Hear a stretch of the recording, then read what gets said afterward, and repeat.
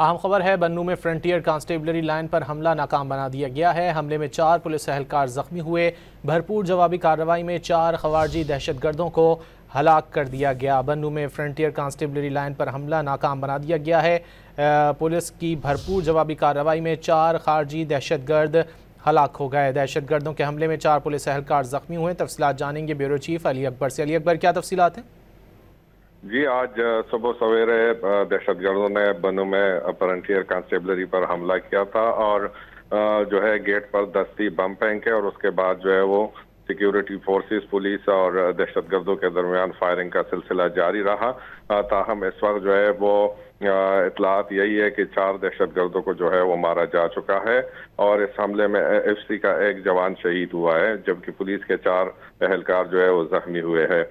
इस वक्त जो है वो बन्नू जो कांस्टेबलरी किला है वहां पर क्लियरेंस ऑपरेशन जो है वो इस वक्त जारी है और देखा जा रहा है कि कहीं कोई दहशतगर्द बच तो नहीं गया है।